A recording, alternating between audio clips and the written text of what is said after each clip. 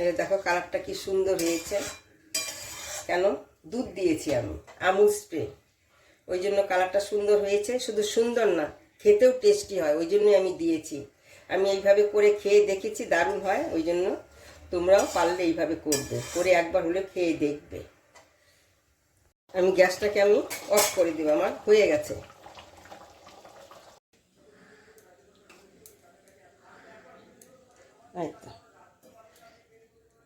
আমি যেভাবে করেছি তোমরা এইভাবে করবে, খেয়ে দেখবে, দারুণ হয় খেতে। আমি এইভাবে করেছি। একদিন আমি চেষ্টা করলাম, করে দেখি না ভালোই তো হয়, ওই জন্য আমি এটাকে দিচ্ছি। আমি ছোলার ডালে ধোকা করব, ওই জন্য আমি কী করে নিয়েছি, কালকে রাত্রে ভিজিয়ে রেখেছিলাম ছোলার ডাল। এখানে দিলাম আমি হিং, আর হলো একটা কাঁচা লঙ্কা আর আদা। একসঙ্গে আমি এগুলো কী করব, মিক্সিতে পেস্ট করে নেব। আমি কিন্তু এটা মিহি পেস্ট করব না, একটু দানা দানা থাকবে। মিহি পেস্ট করলে সেটা ভালো লাগে না খেতে। আর এই আমি কয়েকটা ফুলকপি, এইটাও আমি ওই ছোলার ডালের সঙ্গে এটা কি গ্রাইন্ডার দিয়ে ঘষে নিয়ে তারপরে ওর সঙ্গে মিক্সড করে, একসঙ্গে মিক্সড করে তারপরে আমি এটা ধোকা ডাল। এই যে ফুলকপিটাকে আমি এই যে গ্রাইন্ডার দিয়ে আমি এইভাবে ঘষে নিয়েছি, এটাকে এরকম হয়েছে। একটা মশলা করে নিচ্ছি। এখানে হলো কাঁচা লঙ্কা আর হলো আদা, একসঙ্গে আমি পেস্ট করে নেব। আমি কী করবো, একটা মশলা করে নিচ্ছি। এই যে চীনা বাদাম, এই হলো কাজু বাদাম, সাদা তিল, আর এলাচ, দারচিনি, লবঙ্গ, আমি একসঙ্গে এটাকে পেস্ট করে নেব।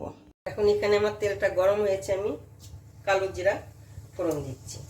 আর কি করব, যে কপিগুলো রেখেছিলাম আমি গ্রাইন্ডারে গ্রেট করে, এটাকে আমি কি করব, এই তেলে একটু ভেজে নিচ্ছি। এই যেটা কপিটাকে আমি দিয়ে দিলাম।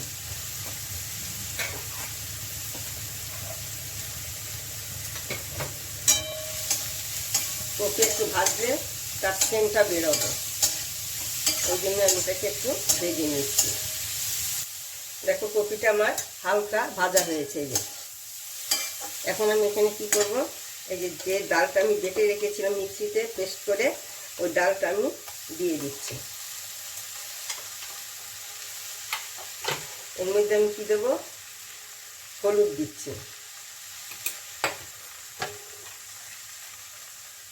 পরিমাণ মতো নুন, অল্প চিনি দিচ্ছি। যে যেমন খাবে সে অনুযায়ী চিনি নুনটা দেবে নিজেরা। অনেকে কম নুন খায়, অনেকে আবার বেশি খায়, মিষ্টিও তাই। কেউ বেশি খাচ্ছে, কেউ খাচ্ছেই না, সেই অনুযায়ী দেবে।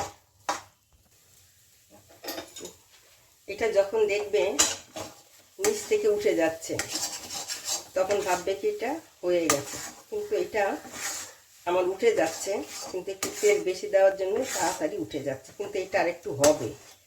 এই যে দেখো এখনো হয়নি, আর একটু না ভাজলে এটা আবার বেশি নরম হয়ে যাবে। বেশি নরম হলে আবার কি হবে, ভেঙে যাবে। আমার আরেকটু এটা ভাজতে হবে।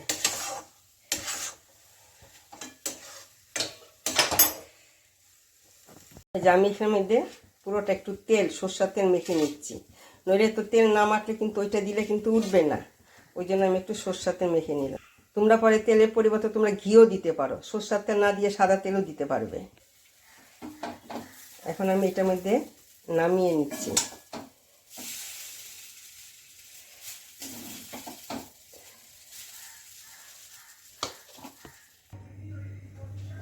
তেলটা আমার এখন গরম হয়েছে। এই যে ধোকাগুলোকে আমি এইভাবে কেটে নিয়েছি। এখন এইগুলোকে আমি ভেজে নিচ্ছি।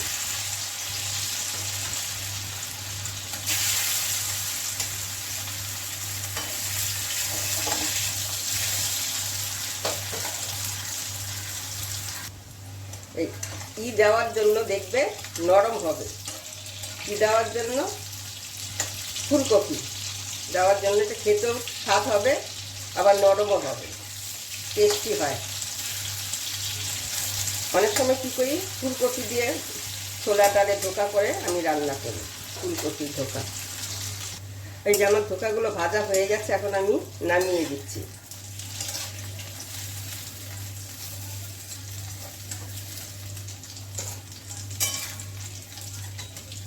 এইভাবে অন্য যে ধোকাগুলো আছে আমি আবার ভেজেই নেব এইভাবে। এখন আমি এই যে জিরা ফোড়ন দিলাম,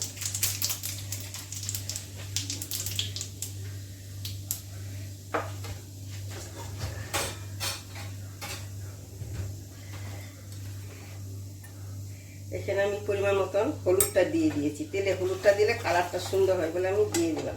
আর যে মশলাটা করেছিলাম আদা আর কাঁচা লঙ্কা, ওই পেস্টটা আমি দিয়ে দিলাম। আর এই যে আমি তেজপাতাটাও দিয়ে দিচ্ছি। তেজপাতাটা দেখবে তোমরা ফোড়নে দিলে সঙ্গে সঙ্গে তেলটাকে টেনে নেয়, ওই জন্য আমি তেজপাতাটা পরেই দিলাম। এখন এখানে দিয়ে দিচ্ছি আমি এটা হলো ধনের গুঁড়ো, আর দিয়ে দিচ্ছি আমি জিরার গুঁড়ো। ধনের গুঁড়োটা আমি বেশি দিয়েছি। আর দিচ্ছি আমি কাশ্মীরি লঙ্কার গুঁড়ো।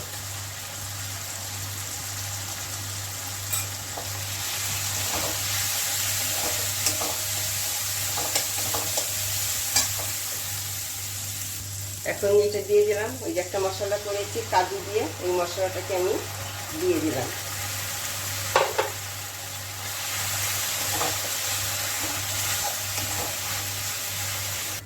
এখন এখানে দিলাম এই যে টমেটোর পেস্ট,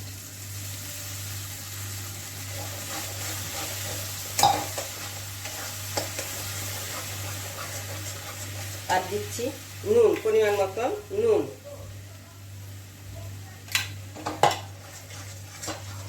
দিয়ে দিচ্ছি পরিমাণ মতন চিনি, যে যেমন চিনি খাবে সেই অনুযায়ী দেবে।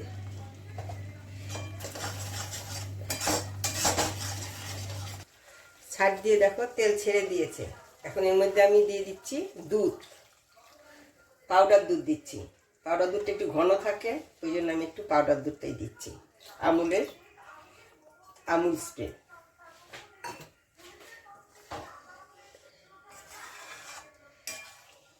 একবার হলে তোমরা এইভাবে বানিয়ে খেয়ে দেখবে, খেতে কিন্তু দুর্দান্ত হয়।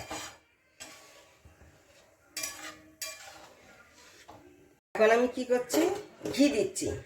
ঘিটা আমি আগেই দিয়ে দিচ্ছি, ওই জন্য প্রথমে একটু তেলটা আমি কম দিয়েছিলাম, কারণ হলো ঘি দেবো তো না, ঘিয়ের থেকে তো অনেকটাই বেরোবে, ওই জন্য তেলটা তখন কম দিই। এখন একটু আমি ঘি দিয়ে দিলাম, ঘিটা আগেই দিয়েছি। এখন কি করব, এই যে ধোকাগুলো আছে আমি দিয়ে দিচ্ছি।